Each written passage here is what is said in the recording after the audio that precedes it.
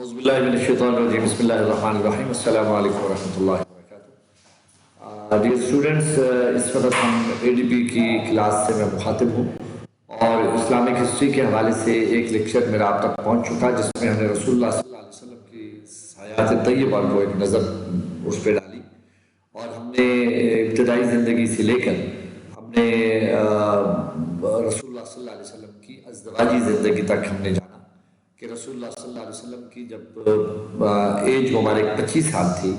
اور اس وقت ان کی شادی مبارک جو ہے وہ سیدہ خدیجۃ الکبریٰ رضی اللہ تعالی عنہا سے طے پاتی ہے۔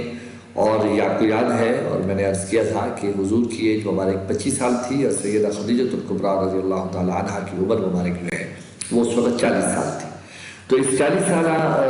زندگی میں انہوں نے جب یہ نکاح کیا ہے تو یہ ان کا تیسرا نکاح تھا۔ 2 نکاح اس سے پہلے ان کے ہو چکے تھے، ان میں سے ایک آدمی سے ان کی اولاد بھی تھی، لیکن تاریخ میں ہمیں اس اولاد کا اس طرح ذکر نہیں ملتا، یعنی ملتا ہے لیکن یعنی شہرت اور تعارف ان کا کہیں ایسا خاص موجود نہیں ہے۔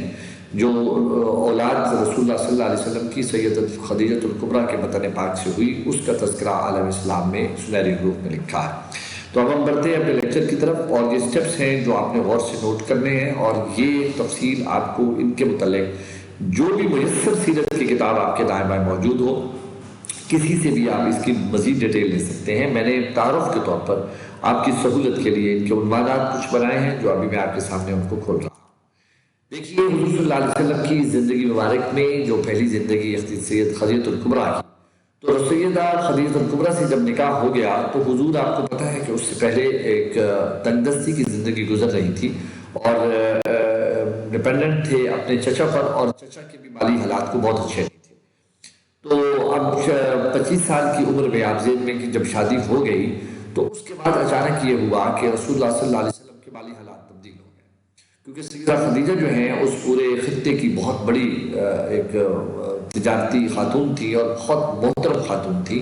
اس زمانے میں لوگ ان کو طاہرہ طیبہ کے لقب سے یاد کرتے تھے کہ یہ بہت پاک باز اور بہت ہی رسپیکٹیبل خاتون ہے۔ تو ظاہر ہے کہ جب میرے نبی کی زندگی کا جیون ساتھی جس کو بننا تھا وہ یقیناً ایسی ہی خوبیوں کا حامل ہونا چاہیے تھا۔ اور رسول اللہ صلی اللہ علیہ وسلم کی جو شوہر مبارک اس زمانے میں عام ہو گئی تھی، پبلک ان کا نام لینا بے ادبی سمجھتی تھی اور اس لیے ان کو ان کے صفات سے یاد کیا جاتا تھا اور وہ صفات ہوتے تھے صادق اور امین کے۔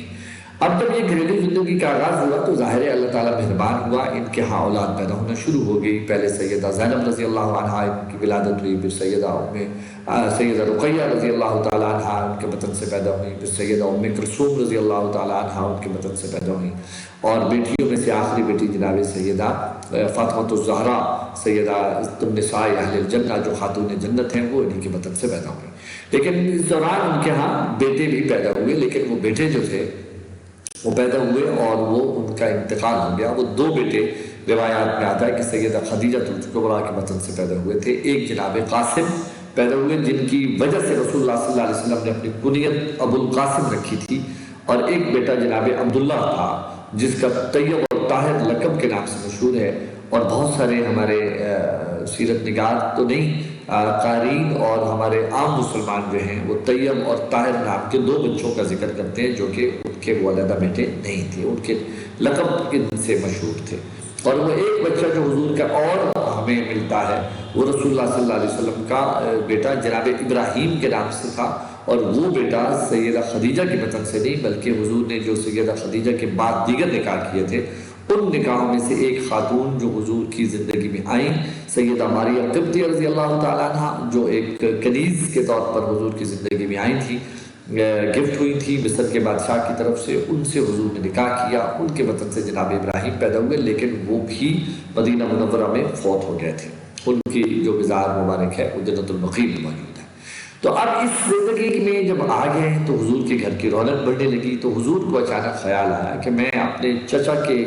کچھ معاونت کیسے کر سکتا ہوں، اپنے مربی، اپنے مشفق، اپنے مہربان چچا جناب سیدنا ابو طالب کو میں کیسے کچھ تھوڑا سا سپورٹ کر سکتا ہوں۔ تو اس کے لیے پھر حضور نے یہ کیا کہ چند سال بعد یعنی شادی کے چند سال بعد آپ نے حضرت علی کرم اللہ وجہہ کی ذمہ داری اٹھا لی کہ یہ جو بچہ ہے آپ ہمیں دے دیں اور ہم اس کی جو ہے پرورش کریں گے۔ ظاہر ہے یہ ابتدائی ابھی سالوں میں تھے، چھوٹے بچے تھے، تو یہ حضور کی خدمت میں آ گیا، حضور کے بیٹے کے طور پر یہ حضور کے گھر کی ایک رونق بن گیا۔ حضور نے ایکچولی اپنے چچا کی مالی مدد جو ہے نا سافٹ طریقے سے کرنے کے لیے ایک سٹیپ لیا تھا۔ پھر حضور کی ایج مبارک ہو جاتی ہے اب تقریباً 35 سال، ٹھیک ہے نا جی۔ تو جب 35 سال کی ایج مبارک حضور کی ہوئی تو گویا حضور کی شادی مبارک کو ہو چکے ہیں 10 سال۔ تو جب 10 سال ہو چکے ہیں تو آپ ذہن میں رکھیے گا کہ میرے اندازے کے مطابق سیدنا علی کرم اللہ وجہ جو ہیں ان کی عمر مبارک اس سٹیج پہ تقریباً 5 سال تھی جس وقت یہ واقعہ میں آپ سے شیئر کرنے جا رہا ہوں۔ تو یہ تعمیر کعبہ، تو بیت اللہ شریف کی جو جگہ ہے نا جی بیٹا جی، وہ نشیبی جگہ ہے، اس کے ارد گرد پہاڑ ہے، پہاڑوں کے سینٹر میں جو ہے نا وہ نیچے ٹیلے کے اوپر وہ بیت اللہ شریف کی تعمیر ہوئی تھی۔ تو جب بارشیں آیا کرتی تھی تو سائڈوں سے پانی جب نیچے گرتا تھا تو وہ دیواروں سے ٹکرا کے بہت کئی دفعہ ایسا ہوا کہ بیت اللہ کی بلڈنگ گر جاتی تھی، اور ظاہر ہے کہ کوئی وسائل نہیں تھے، مسادہ دور تھا، تو کچی مٹی کے ساتھ جو ہے نا پتھروں کو جوڑا جاتا تھا۔ تو جب پانی بارش کا یا کسی بھی چیز کا دیواروں سے ایسی دیواروں سے ٹکرائے جس دیوار میں گارے سے چنائیاں کی گئی ہوں، تو آپ کو پتا ہے کہ مٹی کھرتی رہتی ہے اور وہ نکلتی رہتی ہے، اور نتیجہ یہ ہوتا ہے کہ بلڈنگ کے گرنے کا بڑا امکان پیدا ہو جاتا ہے۔ یہ وجہ ہوئی کہ 35 ایئرز جب حضور کی ایج مبارک تھی تو بیت اللہ شریف گر جاتا ہے، اور جب گر جاتا ہے تو اس کی ریکنسٹرکشن کرنی تھی، تعمیر کرنی تھی دوبارہ۔ تو اس دوبارہ تعمیر کے لیے ایک تو یہ اعلان کیا گیا کہ جو فنڈ درکار ہے بھی ہم پکے پتھروں سے مضبوط بنانا چاہتے ہیں اب کی بار، تو ہمیں اس کے لیے جو فنڈ درکار ہے تو ہر آدمی جو ہے وہ کوشش کرے کہ اپنے حق حلال کی جو کمائی ہے اس میں سے پیسہ ہمیں دے، بجائے اس کے کہ وہ کسی کا لوٹا ہوا یا چوری کا یا ڈکیتی کا یا فراڈ کا پیسہ وہ نہ دے۔ تو یعنی اندازہ لگائیے، اور میں یہ اپنے بچوں کو یہ ذہن میں بات ڈالنا چاہتا ہوں کہ خیر کے کام میں خاص طور پر مسجد کی تعمیر میں دوسرے میں بالکل یہ دوسرا پیسہ نہیں دینا چاہیے اور بچنا چاہیے۔ چوری کر کے پیسے دینا مسجد کی توہین ہے، اسی طرح سود کا پیسہ دینا، رشوت کا پیسہ دینا، اسی طرح ان پیسوں سے قربانی کرنا، ان پیسوں سے حج کرنا، عمرہ کرنا، یہ بھی سارا بیکار میں جاتا ہے، تو بنیادی غلط ہو جاتی ہے۔ تو اس زمانے میں بھی ان لوگوں کے ابھی دور جاہلیت چل رہا ہے، یاد رکھیے ابھی اعلان نبوت میرے نبی نے نہیں کیا، اس زمانے میں بھی لوگوں کے ذہن میں یہ بات تھی کہ یہ اللہ کا گھر ہے تو اس میں پاک پیسہ، محنت کا، حلال کا پیسہ لگنا چاہیے۔ تو جو فنڈ اکٹھا ہوا اس سے وہ تعمیر کعبہ کا جو ایریا تھا وہ پورا نہیں بنتا تھا، تو تقریباً 10-15 فٹ جو ہے جگہ بچ رہی تھی، اگر اس جگہ پر وہ کمرہ بن سکتا تھا۔ باقی انہوں نے پھر ایک جگہ طے کر دی کہ یہ ہم نشان لگا دیتے ہیں، جب کبھی اللہ چاہے گا تو فنڈ دوبارہ آئیں گے تو اس کو اس میں شامل کر لیں گے۔ تو آج وہ بیت اللہ کی دیوار کے ساتھ آپ کو ایک گول دائرے میں ایک چھوٹی سی دیوار نظر آتی ہے جس کو حتیم کعبہ کہا جاتا ہے۔ یہ وہ نشان ہے جب حضور کی ایج مبارک 35 ایئرز تھی تو اس وقت یہ بیت اللہ کا جو سیٹ اپ ہے ایسے چھوڑا گیا تھا، اور یہ خدا کی حکمت تھی، یہ خدا کی حکمت تھی اور انعام تھا اور مہربانی تھی میرے اور آپ جیسوں کے لیے کہ قیامت تک کے لیے میں اور آپ بیت اللہ کے اندر جو عبادت کرنے کا ایک خواہش اپنے دل میں رکھتے ہیں، لیکن ہمیں چانس بظاہر نہیں ملتا، کیونکہ بیت اللہ کا دروازہ وقت کے بادشاہوں کے لیے تو کھل جاتا ہے، گداؤں کے لیے نہیں کھلتا، لیکن حتیم بیت اللہ کا اندر کا حصہ ہے جہاں تمام امیر غریب مرد عورت بچے بوڑھے جوان کوئی بھی وہاں جا کر عبادت کر کے اپنے رب کے حضور سجدہ ریز ہو سکتا ہے۔ تو یہ انتظام وہیں سے ہوا، اور حضور نے بعد میں اس کو جب دور آیا نبوت کا تو کنفرم کر دیا کہ یہ جگہ ایسی رہے گی، اب قیامت تک کے لیے یہ جگہ ایسے ہی ہے۔ اس کے اندر جو دوسرا اہم معاملہ ہمیں تاریخی طور پر ملتا ہے وہ یہ ہے کہ جب دیوار چننا شروع کر دی گئی اور اس کے لیے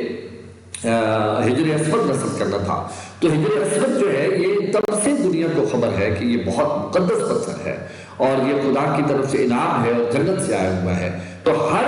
جو قبیلہ تھا وہ خواہش رکھتا تھا کہ یہ میرے ہاتھوں سے یا ہمارے سردار کے ہاتھوں سے یہ چنا جائے، لیکن اس بات پر اس حد تک خونریزی کا خطرہ شروع ہو گیا کہ وہ قوم جو چھوٹی چھوٹی باتوں سے لڑا کرتی تھی، کبھی پانی پینے پلانے پہ جھگڑا، کبھی گھوڑا آگے دوڑانے پہ جھگڑا، ان چھوٹے چھوٹے ایشوز پہ جو جھگڑے ہوئے کرتے تھے یہ تو بہت بڑا ایشو تھا، اس پر تو قتل و غارت کیا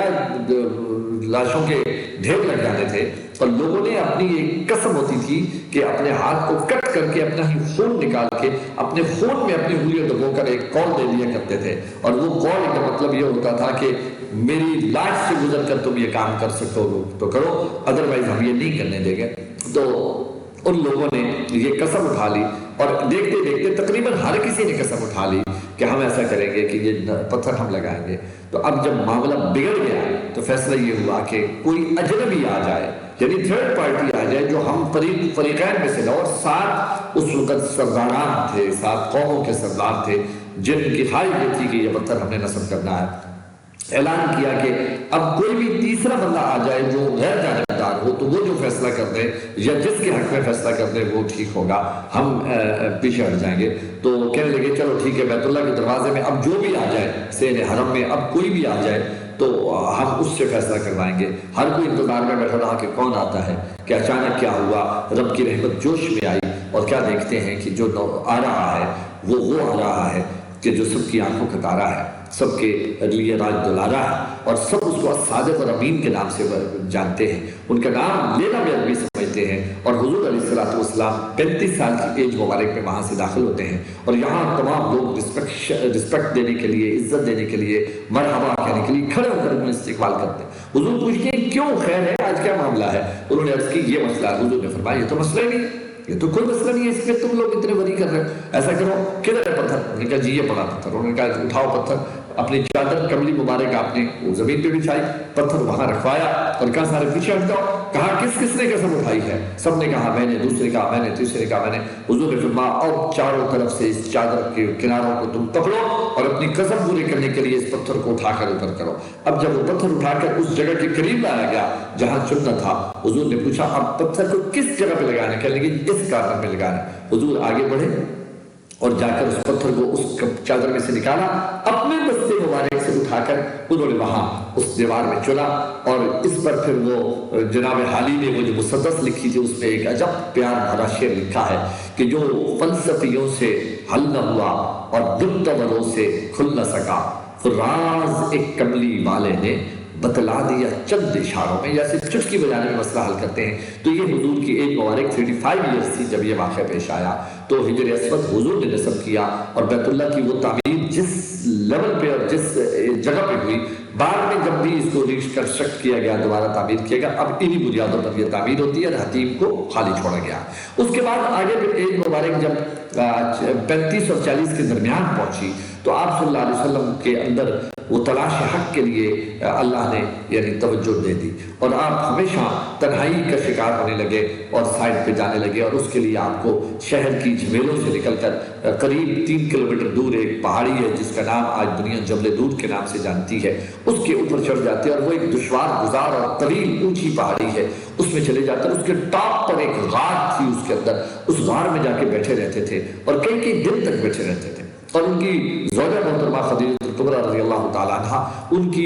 دل جوئی کے لیے کبھی کبھی وہاں تشریف لے جاتی اور جب دیکھتی کہ میرا سرتاج کل کا گیا آیا نہیں ہے تو پھر وہ پیچھے ان کو کھانا پہنچانے کے لیے, پانی دینے کے لیے چلے جایا کرتی تھی اور کچھ دیر ان کے پاس بیٹھ کے پھر آتی. کبھی ان کے ساتھ لڑائی جھگڑا نہیں کیا کہ کیا مسئلہ ہے, کیوں گھر نہیں آتے, کیا کرتے رہتے ہیں آپ, آ جائیں نا, کچھ نہیں کہا. آج کی عورتوں کی طرح انہوں نے کوئی ایسی بات اپنی زبان سے نہیں نکالی, بلکہ ان کے دل میں بھی اللہ نے یہ حب ڈالی تھی کہ یہ میرا محبوب ہے, اس کو اس کے کاموں سے مت روکنا, یہ جو کر رہا ہے یہ خود نہیں, یہ خدا کی طرف سے ہو رہا ہے. اس تلاش میں جب وہ بیٹھے تھے تو تقریباً 40 ایئرز جب ایج ہوئی تو اچانک پھر وہ حضور کو, ابھی یہاں اس غار میں آئے ہوئے کئی دن ہو گئے تھے, کہ ایک صبح کہ جب وہ 571 عیسوی تھا, 610 عیسوی تھا اور حضور کی ایج مبارک 40 سال کی تقریباً پوری ہو گئی تھی, کہ اچانک کیا دیکھتے ہیں کہ ایک اجنبی اس غار میں آ جاتا ہے. حضور تشریف فرمایا, حضور سے آ کے روبرو ہوتا ہے اور ایک مطالبہ کرتا ہے, ان کے سامنے گویا کوئی چیز یقیناً رکھتا ہے اور ایک عربی میں اس کو کہتا ہے اقرا, پڑھیے. تو حضور آگے سے فرماتے ہیں ما انا بقارئ, میں پڑھا ہوا نہیں ہوں. پھر وہ کہتا ہے اقرا, پڑھیے. حضور پھر فرماتے ہیں ما انا بقارئ, میں پڑھا ہوا نہیں ہوں. پھر جب وہ تیسری دفعہ کہتا ہے تو حضور کا وہی جواب تھا. حضور فرماتے ہیں اس کے بعد یہ ہوا کہ اس نے مجھے پکڑ لیا, مجھ سے بغل گیر ہوا اور مجھے اپنے سینے سے لگایا اور یوں لگایا کہ ایسے لگتا تھا کہ میری پسلیاں کہیں نہ ٹوٹ جائیں. جیسے بڑا جو وارفتگی اور محبت میں نہیں, دو سجن دوست بچھڑے ہوئے جب ملتے ہیں تو وہ بڑی ایک جو جب ڈالتے ہیں وہ ایک بڑی وارفتگی والی اور محبت میں ڈوبی ہوئی وہ ایک بغل گیر ہونا ہوتا ہے. تو حضور کے ساتھ ایسے جناب جبرائیل علیہ السلام بغل گیر ہوئے اور یقیناً وہ انسانی روح پہ اس وقت تھے, کیونکہ کہیں نہیں لکھا ہوا کہ ایک پرندے نما ایک کریکٹر اندر آیا اور یوں تھا, ایسا نہیں تھا. ایک انسان کے روح में यकीनन वो आया। तो जब हुजूर सल्लल्लाहु अलैहि वसल्लम से उन्होंने इस तरह बगलगीर हुए तो फिर जब उन्होंने छोड़ा तो उस वक्त हुजूर फरमाते हैं कि मुझे यूं लगा कि अब ये अमल मेरे लिए आसान हो गया है, यानी वही अमल जो मेरे लिए दिक्कत का बायस बना हुआ था, मुझसे नहीं पढ़ा जा रहा था। कि अचानक क्या हुआ कि रसूलुल्लाह सल्लल्लाहु अलैहि वसल्लम की ज़ुबान पाक पर कलमात जारी हो गए। फिर वो क्या था, इक़रा बिस्मि रब्बिकल लज़ी खलक़ खलक़ल इंसान मिन अलक़ इक़रा व रब्बुकल अकरम अल्लज़ी अल्लम बिल क़लम अल्लमल इंसान मा लम यअलम। ये वो सूरत अल अलक़ 30वें पारे के आखिरी हिस्से में है। ये कुरान की पहली वही है, ये पहला पैगाम है मेरे रब का जो अपने नबी के क़ल्ब अतहर पे उतारा है और बज़रिए जिब्रील इसको वहाँ तक पहुँचाया है। ये पहली वही लेकर मेरे नबी अलैहिस्सलातु वस्सलाम ने इसी गार के ज़माने में जब वो वक्त था तो वहाँ आम तौर पर ये होता था कि हुजूर सल्लल्लाहु अलैहि वसल्लम को सच ख्वाब आना शुरू होते थे। अरबी में ख्वाब को रुया कहते हैं। तो ख्वाब आते थे और जो ख्वाब आते थे वो जो देखते थे वो हो जाया करता था, यानी सच्चे ख्वाब का सिलसिला पहले महीने में शुरू हुआ, उसके बाद वहाँ से आगाज़ वही हो जाता है। और उस पहली वही के बाद फिर हुजूर ने जब ये देखा कि ये बात तब्दील हो गई और वहाँ ज़ाहिर है और भी कुछ मैसेजेस थे अल्लाह के जो पहुँचाए गए, फिर हुजूर वहाँ से फ़ौरन घर तशरीफ़ ले जाते हैं। और जब घर जाते हैं तो उन्होंने अपने घर में जाकर एमरजेंसी में एंटर होते हैं और उनकी ज़ौजा मोहतरमा उनको देख के परेशान हो जाती हैं। और जब आप अंदर तशरीफ़ लाते हैं तो आपकी ज़बान पर एक लफ्ज़ था, आप फरमा रहे थे ज़म्मिलूनी, मुझे चादर उड़ा दो, मुझे चादर उड़ा दो। और वो सीधे अंदर तशरीफ़ ले जाते हैं और अंदर जाने के बाद लेट जाते हैं। बीबी खदीजा कुबरा आती हैं, उन पर चादर डालती हैं और आराम सुकून से बैठ जाती हैं। कोई आज की औरत होती तो वो लड़ पड़ती कि क्या मसला है, कितनी दफ़ा आपको मना किया, आप न जाया करें, तन्हाई में बैठते रहते हैं, वीराना होता है, पता नहीं कौन था, क्या हो गया। जब थोड़ी देर सुकून हो गया तो उन्होंने पूछा, ए मेरे सरताज खैरियत तो थी ना? तो वहाँ वो फरमाते हैं कि खदीजा आज अजब बात हुई है, एक अजनबी आया है और उसने आकर मुझसे यूं कलाम किया है और मुझसे एक ऐसी चीज़ का मुतालबा किया है जो आज तक मैंने नहीं की। और याद रखना मेरे अजीज बच्चों, मेरे नबी उम्मी रकम है और उम्मी उसको कहते हैं जो ऐसा अनपढ़ होता है, जो न लिख सकता है न लिखा पढ़ सकता है। तो रसूलुल्लाह सल्लल्लाहु अलैहि वसल्लम इसलिए फरमा रहे थे कि मैं पढ़ा हुआ नहीं हूँ, कि दुनिया में कोई भी उनका उस्ताद नहीं है। लेकिन बावजूद ये कि ये एक हमारे कागजों में ऐब शुमार होता है किसी शख्स के लिए ये कहा जाना कि वो ना लिख सकता है ना पढ़ सकता है, अनपढ़ है। लेकिन ये मेरे नबी की सिफ़त थी, इसके बावजूद कि वो ऐसे थे, लेकिन अल्लाह ने आपको क्या दिया, इन्नमा बुइस्तु मुअल्लिमा। मेरे नबी फरमाता है मैं सारे जहान वालों के लिए उस्ताद बना के भेजा गया हूँ। तो उस्ताद कभी भी अनपढ़ नहीं होता, यानी इल्म की इंतहा मेरे नबी पे हो रही है, लेकिन दुनिया के कागजों में लिखना पढ़ना मेरा नबी नहीं जानता। इसलिए हुजूर ने कभी कोई लेटर नहीं लिखा, कभी कुछ सिग्नेचर नहीं किए, सिर्फ डिक्टेशन देते थे। जो खतूत हैं वो हुजूर ने डिक्टेट करवाए थे, वो हुजूर ने लिखे नहीं थे, उन पे साइन भी नहीं है, स्टैम्प लगी हुई है। अब जब वो घर तशरीफ लाते हैं तो बीबी खदीजतुल कुबरा उनको बड़ा हौसला देती है। कमाल है, मैं कुर्बान जाऊं बीबी खदीजतुल कुबरा के उस कैरेक्टर पर, वो कुर्बान जाऊं उन पर। और मुझे याद है कि जब मैं फर्स्ट टाइम मक्के गया तो मैं बीबी खदीजा के मिज़ार पे जब मैं हाजिर हुआ जन्नतुल बाला में, तो मैंने बखुदा वहां जाकर सलूट पेश किया। मैं कहता था ये हमारी वो माँ है जिसने मेरे नबी को उस कड़े वक्त में, जब कोई और होता तो मेरे नबी का दिल तोड़ देता, लेकिन उसने इतनी ढारस बधाई और इतनी मुश्किल में उनका साथ दिया। फरमाने लगी कि आपके साथ कभी बुरा नहीं हो सकता, आप तो सबसे ज्यादा मेहरबान हैं, आप सच्चे हैं, आप किसी को धोखा नहीं देते, कभी झूठ नहीं बोलते, आपने कभी कुछ नहीं किया। मेरा दिल कहता है इसके अंदर कोई गहरा राज है, ये खुदा की तरफ से कोई मेहरबानी वाली बात है। मेरे एक कज़न है, उनका नाम वरक़ा बिन नौफल है, वो अहले किताब में से है और जो इल्हामी किताबें हैं उनके बड़े माहिर हैं। मैं आपको उनसे मिलवाऊंगी, मुझे लगता है वो जरूर हमें को गाइड करेंगे कि ये सब क्या था। और फिर ऐसा ही हुआ कि वो अपने कज़न यानी चचाजाद भाई सैयद इसको जनाब वरक़ा बिन नौफल के पास रसूलुल्लाह सल्लल्लाहु अलैहि वसल्लम को लेके गई। और मैं कहता हूँ कि ये जो एज का डिफरेंस था ना हुजूर का बीबी खदीजा का, इस मौके में समझ आता है कि 25 साल का मेरा मोहम्मद और उस वक्त 40 साल की एज है। लेकिन जब ये वही का वाक़या पेश आया उस वक्त सैयदा खदीजा की एज कितनी हो गई है? 65 ईयर्स, बल्कि 55 ईयर्स, 55 साल उनकी उम्र है जब हुजूर की एज 40 साल है। 55 साल की उम्र में बीबी खदीजा यानी एक बड़ी दानिशमंद खातून की तरह है, मुरब्बी की तरह मेरे नबी के साथ जाती हैं और जाकर वरक़ा बिन नौफल से मुलाकात करती हैं। और वरक़ा बिन नौफल उनको सारा सुनता है और उनके हुजूर फरमाते इतने बूढ़े थे اتنے بوڑھے تھے کہ ان سے اپنی پلکیں بھی پوری طرح نہیں اٹھائی جاتی تھی، یوں کر کے ایسے کر کے مجھے دیکھ رہے تھے اور جی بھر کے مجھے دیکھ رہے تھے۔ مجھے فرمانے لگے کہ اے بھتیجے، یہ جو کچھ تم نے مجھے سنایا ہے اگر یہ سچ ہے اور یقیناً سچ ہے کہ تو ایک سچا ہے اور سب سے زیادہ سچا ہے تو پھر سنو، میرا اندازہ یہ ہے کہ یہ وہی ناموس تھا جو عیسیٰ کے پاس آیا تھا، جو موسیٰ کے پاس آتا تھا، جو ابراہیم کے پاس آتا تھا۔ یہ خدا کا پیغام ہے جو تجھے مل گیا ہے، اور سنو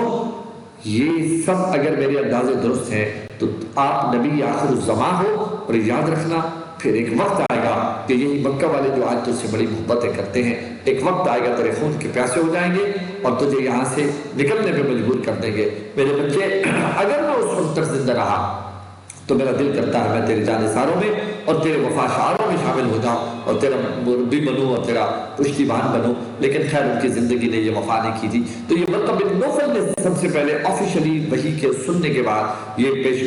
گوئی کر دی تھی کہ یہ اللہ کے کنفرم پیغمبر ہے اور یہ جو اقرا بسم ربک الذی خلق ہے یہ پیغام حق ہے جو خدا کی طرف سے آیا ہے۔ اس کے بعد ہم دیکھتے ہیں کہ پھر حضور نے اس کے نتیجے میں خفیہ تبلیغ کا آغاز کیا اور تقریباً ایک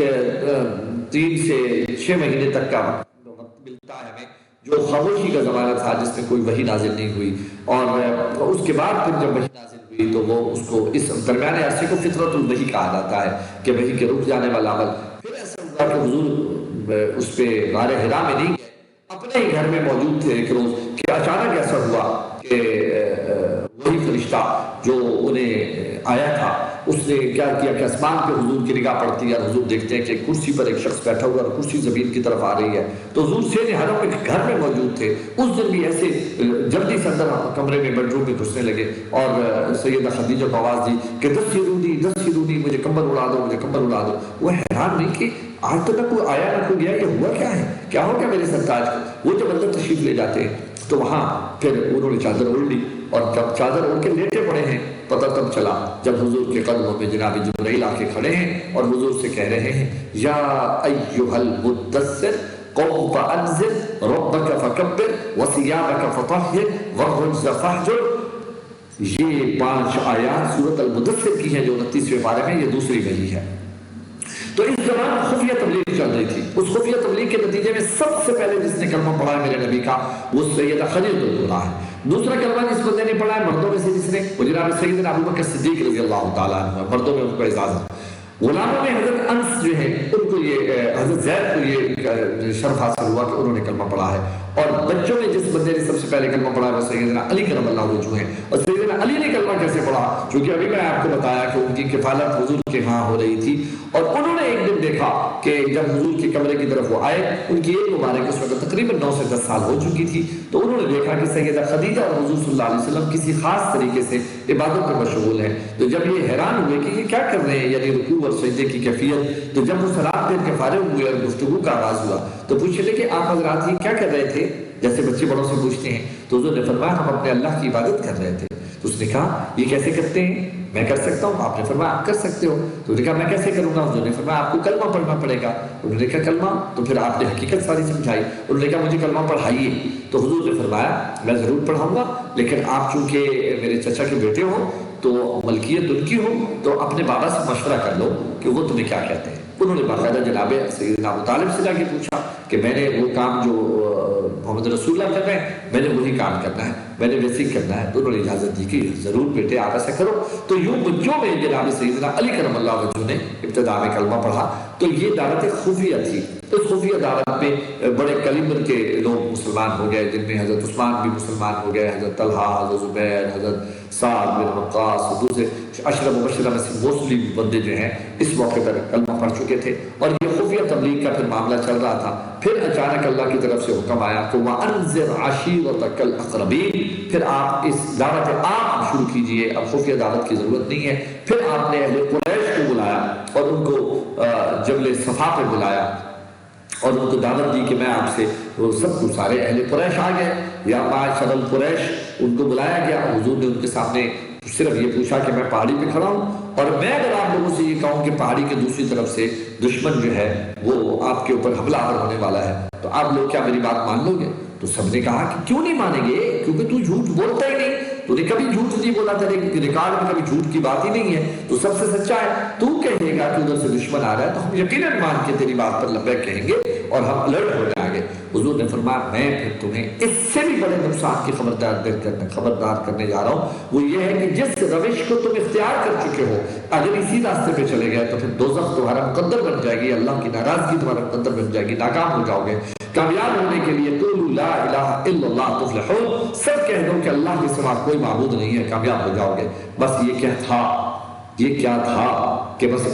دعوت عام اور اعلانیہ تبلیغ کے نتیجے میں وہی خاندان کے لوگ، وہی اہل مکہ، وہی قریش والے لوگ حضور کے خون کے پیاسے ہو جاتے، بک بک کرنے لگے، بڑے اور پھول بکے، یعنی وہ جس کے ہاتھ میں ایک پھول دے کے آیا تھا اس کے ہاتھ کا پتھر اب میری تلاش میں ہے، یعنی وہی جو حضور کے راستے میں پھول بچھانے والے تھے اب حضور کو پتھر مارنے والے بن جاتے ہیں۔ تو یہ مشکل کا دور شروع ہو جاتا اور پھر ایک طویل داستان ہے مسلمانوں کی مکی دور کی مشکلات کی، جس میں خود رسول اللہ صلی اللہ علیہ وسلم کے متعلق اور حضور کے راستے پر چلنے والوں کا جس چیز کا پتہ چلتا جاتا تھا کہ یہ کون ہے، یہ کون ہے، اس نے کلمہ پڑھ لیا، اس نے کلمہ پڑھ، اس پر زندگی کے دروازے بند کرنا شروع کر دیے گئے تھے۔ یہی وہ دور ہے جس میں سیدنا بلال حبشی رضی اللہ تعالیٰ عنہ نے کلمہ پڑھا ہے، جو امیہ بن خلف کے ظلم سہ رہا تھا۔ یہی وہ دور ہے جس میں آل یاسر کی سیدہ حضرت سمیہ رضی اللہ تعالیٰ عنہ کو جسم کو چیر دیا گیا تھا، زندہ عورت کو لٹا کر جانوروں سے باندھ کر ان کو گھوڑے دوڑائے اور ان کا جسم چر گیا تھا۔ یہ وہی زمانہ ہے جو مشکلات کا ہے، اور وہاں حضرت مصعب بن عمیر پر جو ظلم اٹھایا جا رہا ہے، خود رسول اللہ صلی اللہ علیہ وسلم کو جو اذیتیں دی جاتی ہیں، خاندان کے لوگوں میں سے ابو لہب اور اس کی بیوی بچے جو حضور پر بکبک کر رہے ہیں، اور حضور کی بیٹیوں اور دو بیٹیوں کا جو اس زمانے کا ایک نکاح ہی سمجھے، آج کے دور میں ہم اس کو منگنی کہہ سکتے ہیں یا رشتہ کہہ سکتے ہیں، حضور کی دو بیٹیاں سید رقیہ اور ام کلثوم کا نکاح ابو لہب کے دو بچوں عتبہ اور عتیبہ کے ساتھ ہوا ہوا تھا۔ حضور نے اس اعلان نبوت کے بعد ان سے کہا کہ اب میری ذمہ داریاں بڑھ گئی ہیں، تو میرے لیے میری بچیاں جوان ہیں، تو اب آپ کی امانت ہے ان بچیوں کو لے جاؤ۔ ان بدبختوں نے میرے نبی کے ان دونوں بیٹیوں کا رشتہ توڑ دیا تھا، اور جس کے نتیجے میں رسول اللہ صلی اللہ علیہ وسلم کے منہ سے ایک بد دعا نکلی تھی، جس کا نتیجہ بعد میں نکلا، جو یہاں میرے پاس اب وقت نہیں ہے کہ میں اس کی ڈیٹیل میں چلے جاؤں۔ تو یہ وہ طرح طرح کی مشکلات تھی، کبھی حضور کے گلے میں ٹھنڈا ڈالا جا رہا ہے، کبھی اجری سردے کی حالت میں بیت اللہ میں ان کے اوپر اجری پھینکی جا رہی ہے، طرح طرح کی تکلیفیں۔ اور یہ کہاں تھے، کہاں ہوتے تھے؟ یہ ایک پہاڑی کے اوپر ایک گھر تھا، بنی ارقم، دار بنی ارقم، اس میں حضور تشریف فرما ہوتے تھے، اور جتنے لوگوں نے کلمہ پڑھ لیا ہوتا تھا وہ وہی حضور کے پاس بیٹھتے تھے، اور ان کو دعوت و تبلیغ کا کام اور جو نئی وحی آتی تھی ان کو بتائی جاتی تھی۔ یہ وہ مشکل کی گھڑی تھی۔ اور ایک دن ایسا ہوا کہ حضور صلی اللہ علیہ وسلم نے بیت اللہ شریف میں تھے کہ ابو جہل جو ہے وہ رسول اللہ صلی اللہ علیہ وسلم کے ساتھ بدتمیزی کر رہا تھا اور مارنے کو تھا کہ اچانک حضور کے رضائی بھائی اور چچا جناب سیدنا حمزہ رضی اللہ تعالیٰ وہ کہیں سے آ گئے۔ انہوں نے آتے ہی نا ابو جہل کھڑا تھا، وہ اپنی تیر کمان نکالی اور اس کو زور سے مارا اس کے ماتھے پہ، اور اس کا ماتھا پھٹ گیا بدبخت کا، خون کا فوارہ نکلا۔ لیکن اسے اپنی تکلیف سے زیادہ یہ دکھ ہوا کہ کہیں یہ امیر حمزہ مسلمان تو نہیں ہو گیا۔ اس نے پوچھا کہ اے حمزہ تو مسلمان تو نہیں ہو گیا؟ انہوں نے کہا ہوا نہیں تھا، لیکن اب میں اعلانیہ کہہ رہا ہوں کہ اشہد ان لا الہ الا اللہ وحدہ لا شریک لہ واشہد ان محمد عبدہ ورسولہ۔ تو حیران پریشان ہو گیا، اس نے کہا یہ تو بڑا سردار اور بڑا جریح انسان ہے، اس کا کلمہ پڑھنا تو ہمارے لیے مشکلات کریٹ کر دے گا۔ تو سیدنا امیر حمزہ ایسے مسلمان ہوئے تھے۔ اس دوران پھر حضور کی جب حالات مشکلات بڑھ گئیں یہاں مکے والوں کی، تو ہجرت حبشہ اولیٰ اور ثانی سفر طائف سے پہلے ہوا ہے۔ تو یہ 11 نمبر پہ یہ جو پوائنٹ نیچے لکھا آ رہا ہے ہجرت حبشہ، یہ ہے حبشہ نجاشی کا وہاں کا حاکم تھا، لیکن وہ بڑے سافٹ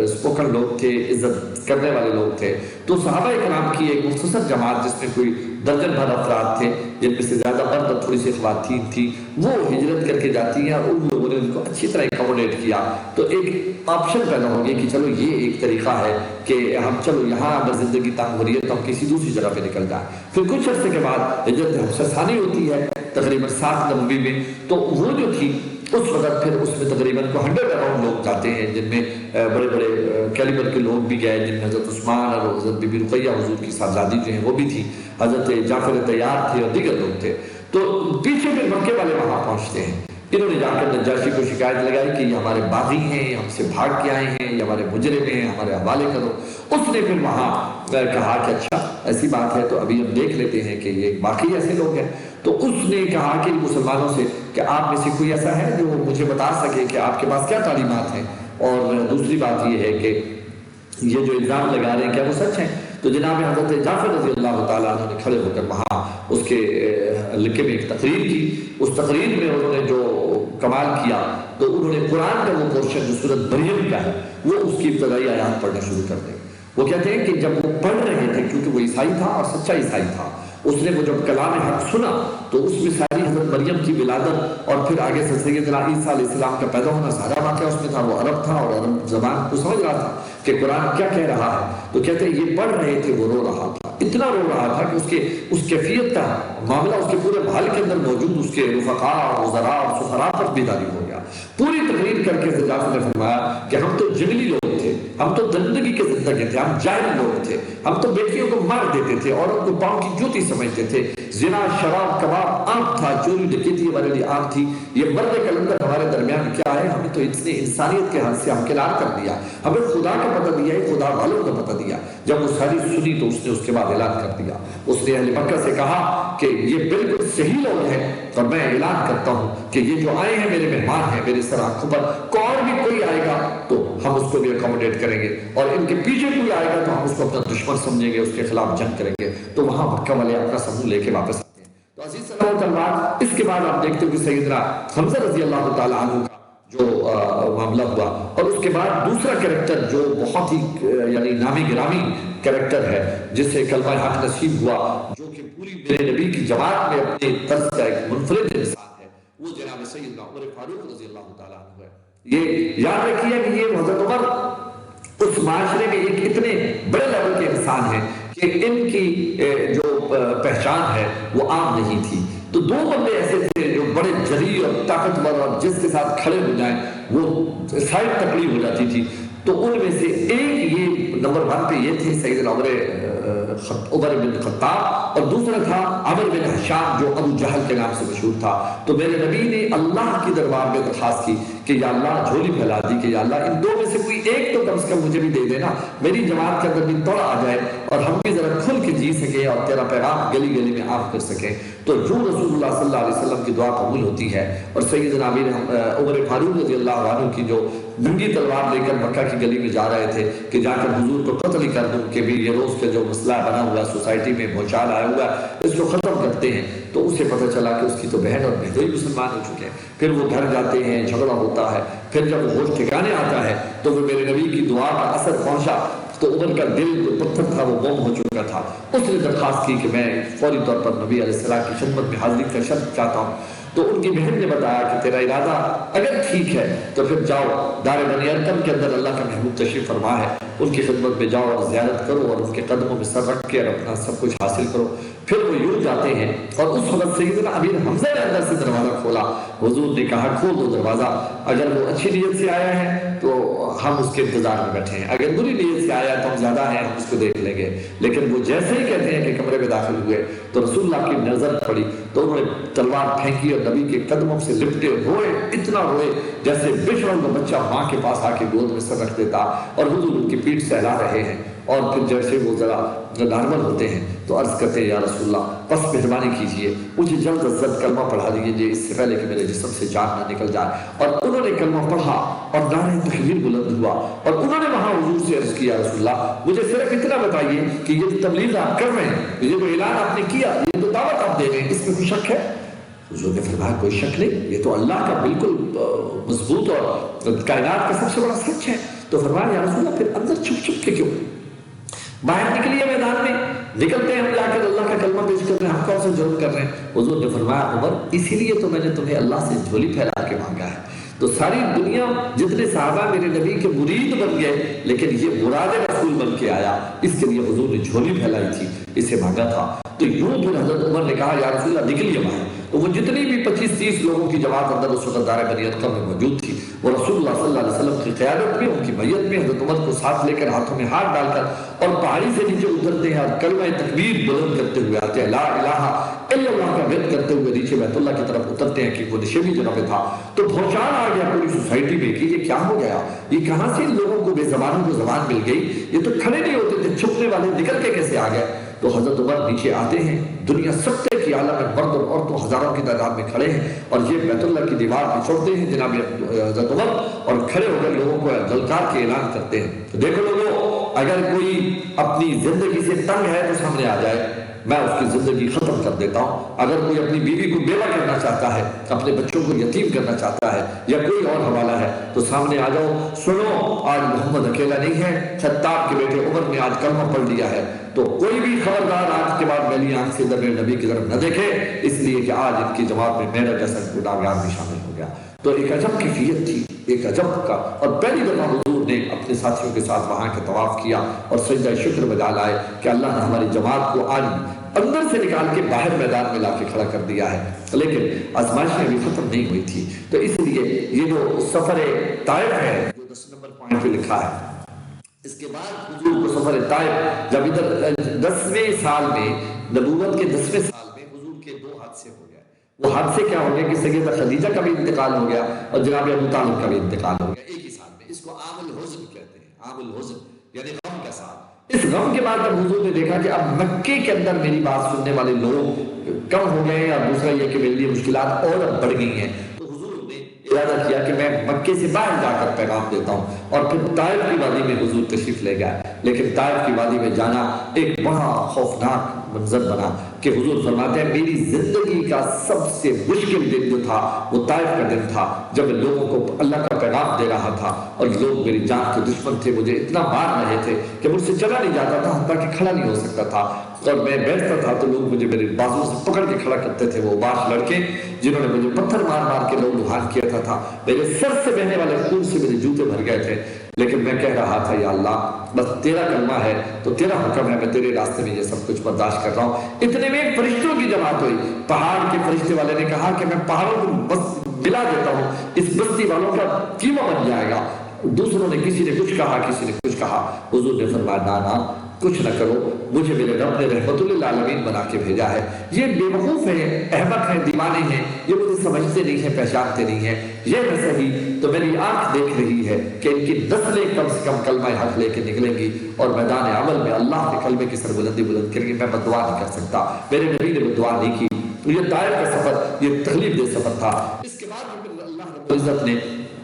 اپنے حبیب کی دلجوئی کے لیے انہیں اسی سال پھر یعنی اسی زمانے میں معراج کا سفر کرایا۔ یہ ایک بڑا کمپلیٹ چیپٹر ہے، اس پر میں صرف اشارتاً کہہ رہا ہوں کہ یہ وہ زمانہ ہے جب حضور صلی اللہ علیہ وسلم کو مکے سے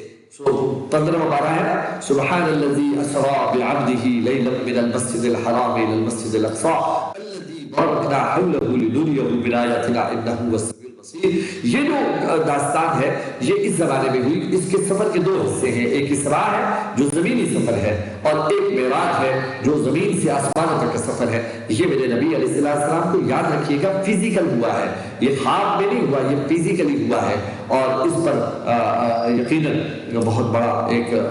اس کی تفصیلات ہیں، یہ انشاءاللہ کسی علیحدہ موقع پر ہم بات کریں گے۔ ابھی چونکہ ہم نے سیرت طیبہ میں ایک دائرہ نظر ڈالنی ہے، تو یہاں پہ سفر معراج میں حضور صلی اللہ علیہ وسلم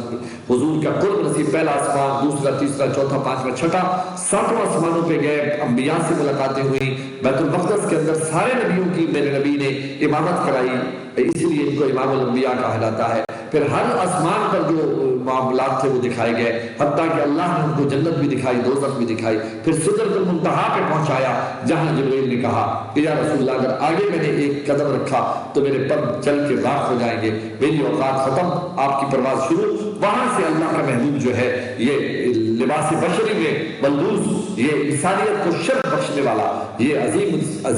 انسان، اور یہ وہاں پھر عرش معلیٰ پر تشریف لے جاتے ہیں، پھر رب کے روبرو ہوتے ہیں، اور سورۃ النجم اذا ہوا 27ویں پارے میں فَكَانَ قَابَ قَوْسَيْنِ أَوْ أَدْنَىٰ فَأَوْحَىٰ إِلَىٰ عَبْدِهِ مَا أَوْحَىٰ، یہ بہت ساری گفتگو وہاں کی جو ہے اس پارے میں موجود ہے۔ تو یہ سفر تاج۔ اس کے بعد آخری پوائنٹ آج کا ہمارا ہے کہ بیت عقبہ اولا اور بیت عقبہ ثانی، یہ کون لوگ ہیں؟ یہ مدینہ منورہ جو اس زمانے میں یثرب نامی بستی کہلاتا تھا، اس بستی سے رسول اللہ صلی اللہ علیہ وسلم کے طلب میں آئے ہوئے لوگوں کی پہلے کوئی 11-15 کی تعداد تھی لوگوں کی، 12-15 لوگ آئے تھے، وہاں انہوں نے آ کر حضور کے ہاتھ پر کلمہ پڑھا، بیعت کی اور وہاں سے پیغام لے کے چلے گئے۔ اس کے بعد دوسرا قافلہ جو بیت العقبہ ثانی کا آیا، اس میں تقریباً 80+ لوگ مرد و خواتین آئے، وہ حضور کو دعوت دے کے گئے، اپنے حضور سے دعوت لے گئے اور حق کا کلمہ پڑھا اور حضور کی غلامی کا توق اپنے گلے میں ڈالا۔ پھر جب جانے لگے تو انہوں نے حضور کو دعوت دے گئے کہ یا رسول اللہ یہاں کتنی مشکلات ہیں، آپ لوگ کتنی گھٹ گھٹ کے جی رہے ہیں، آپ کے غلام کتنی مصیبتیں سہ رہے ہیں، یا رسول اللہ ہمارا علاقہ زرخیز ہے، وہاں سرسبز و شاداب علاقہ ہے، پرسکون خطہ ہے، اگر آپ وہاں تشریف لے آئیں تو ہمیں آپ کی میزبانی کے شرف حاصل کرنے کی طلب ہے، ہم آپ کی غلامی ساری زندگی لے اٹھائیں گے، آپ تشریف لے آئیں۔ اس دعوت دینے کے بعد پھر وہ وقت آیا جب میرے رب نے اپنے نبی علیہ السلام کے لیے سفر ہجرت کا اعلان فرمایا کہ محبوب بے شک یہ میرا گھر ہے لیکن آپ کو یہاں نہیں رہنا، آپ کا مقام دوسری جگہ پہ طے ہے، آپ اس کو چھوڑیے اور چلے جائیے۔ تو یہاں سے وہ ہجرت کے سفر کا معاملہ شروع ہوتا ہے۔ یہاں آج کی گفتگو یہاں تک کافی ہے، اس پر ایک دائرہ نگاہ میں نے ڈلوائی ہے۔ میں امید کرتا ہوں میرے تمام اسٹوڈنٹس جو ہیں سفر معراج، سفر ہجرت کیسے ہوا اور مدینہ منورہ کی صورتحال کیا ہوئی، اس پر انشاءاللہ گفتگو ہم بعد میں کریں گے۔ تو آج کی گفتگو جہاں سے سیرت کی جو کتاب آپ کو میسر ہے ان میں سب میں یہ پوائنٹس درج ہیں، ان کو تفصیل سے پڑھیے گا، اپنے اندر شوق اور طلب پیدا کیجئے۔ اللہ مجھے اور آپ کو اپنے نبی علیہ السلام کی ذات کے ساتھ سچی محبت اور ان کے فرمودات پر عمل کرنے کی توفیق عطا فرمائے۔ اپنا بہت خیال رکھیے گا۔ السلام علیکم ورحمۃ اللہ وبرکاتہ۔